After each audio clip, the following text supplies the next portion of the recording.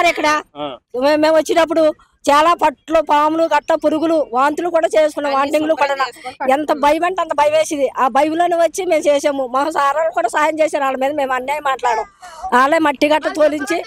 దారి కూడా ఇచ్చారు అప్పుడు ఏదో కరెంట్ బిల్లు కట్టుకొని అన్నారు అలాగే కరెంట్ బిల్లు కట్టుకొని ఉంటున్నాము మేము అంతకంటే మేము ఏం అడగం సార్ మాకు మట్టికి ఇక్కడ లేకపోతే పని వేరే చోట ఇవ్వండి కానీ మేము అంతకంటే మేము అడిగింది ఏమి లేదు కరోనా టైంలో ఇక్కడ ఉన్నాం సార్ కరోనా టైంలో కూడా మేము డ్యూటీలు చేసాము తెత్తిని చెత్తలని కూడా శిల్పారాన్ని చేసాము ఎందుకంటే గవర్నమెంట్ దయ్యం మాకు ఏదో దారి చూపిస్తుంది మాకు ఏదో సహాయం చేస్తారో వాళ్ళ సారాలని మేము చేసాము వాళ్ళే కూడా ఎప్పటికప్పటికి అడుగుతున్నాం సార్ అడిగినా సరే వాళ్ళు కూడా మాకు చెప్తున్నారు ఎవరైనా వస్తే కబురు పెట్టండి చెప్పండి అని అంటున్నారు మేము చేసింది కూడా అక్కడే కరెంట్ బిల్లు ఎన్ని సంవత్సరాల నుంచి కడతా ఉన్నారు మీరు మేము ఇక్కడికి వచ్చిన కానీ కడుతున్నాం సార్ ఇక్కడికి వచ్చి ఎన్ని సంవత్సరాలు అయిందో అన్ని సంవత్సరాల నుంచి కూడా కడుతున్నాం సార్ ఎప్పుడు కట్టకుండా లేవు సార్ కరెంట్ బిల్లు కడుతున్నాం ఓట్లు కూడా ఎత్తగలుగుతాం సార్ అందరికి ఓటు కార్డులు ఉన్నాయి ఓటు కార్డులు చూపించండి ఓటు కార్డులు కూడా చూపిస్తున్నాం సార్ కరోనా టైంలో సార్ ఎవరో మీకు లాంటి వాళ్ళు వచ్చి మా సహాయం చేశారు చేయలేదని మేము అంటలేదు అవి తినుకొని ఏదో బతికిపోయి కనీసం టీ కాసుకుంటే కూడా పాలు ప్యాకెట్ కూడా లేదు సార్ మాకు అలాంటి పరిస్థితుల్లోనూ కూడా బతికే మేము బతికినా సరే మా మాటలు ఇలాగ ఇన్ని అప్పుడు లొకేషన్ పెడితే వాళ్ళు వచ్చి పలానా చోట ఉన్నారని అక్కడికి రోడ్డు మీద రప్పించి కారు ఆపి మాకు ఇచ్చి వెళ్ళివారు సార్ ఇలా ఉంటున్నారు మా పుట్టల్లోని పాముల్లోని ఎలా బతుకుతున్నారు అయ్యో చిన్నపిల్లలతో ఇలా గుడిసెలు వేసుకొని ఉంటున్నారు ఎలా ఉంటున్నారు అని అందరూ వచ్చి బతిలాడు మీరు అందరూ కూడా మాకు న్యాయం చేయాలని మీ అందరినీ వేడుకుంటున్నాం సార్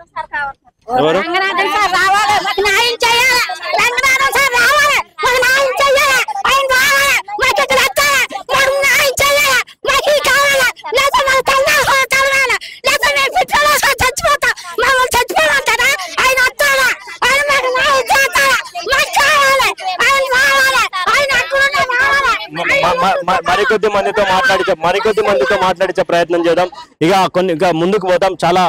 మనం ముందు ఇక్కడ స్టార్టింగ్ స్టేజ్ లో ఉన్నాం మనం ముందుకు పోతే ఇంకేమేమి ఉన్నాయి చూద్దాం వాళ్ళ బాధలు కూడా వాళ్ళు చెప్తా ఉన్నారు కనీసం వాళ్ళకు తిండి లేనటువంటి పరిస్థితులలో ఉన్నాం మేము తిండి కూడా కనిపించినటువంటి పెట్టనటువంటి పరిస్థితుల్లో ఉన్నాం మా చిన్న పిల్లలు ఉన్నారు ఎక్కడికి పోవాలి మేము ఈ గుడిసెల ప్రాంతం చూడొచ్చు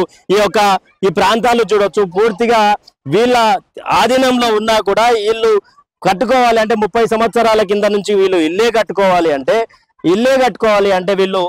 పిల్లర్లు పోసే లేకపోతే రేకులు ఇల్లు కట్టుకుంటుండే కానీ ఇది మనకు సంబంధించినటువంటి భూమి కాదు కాబట్టి మనము గుడిసెలతో ఉందాం ఏదో ఒక రోజు వెళ్ళిపోయే పరిస్థితి వస్తుందని చెప్పి వీళ్ళు క్లియర్ గా చెప్పి వీళ్ళు గుడిసెలు వేసుకునే ఉన్నటువంటి పరిస్థితి కానీ ఇక్కడ అధికారులు ఏం మాట్లాడుతూ ఉన్నారు అంటే నాగార్జున గారితో వీళ్ళని పోలుస్తూ వీళ్ళు పొట్టకూటి కోసం పనిచేసుకునేటువంటి వాళ్ళను కూడా నాగార్జునతో పోలుస్తూ ఒక సినిమా చేసి పైసలు సంపాదించడంతో ఆయననే కూలగొట్టినాం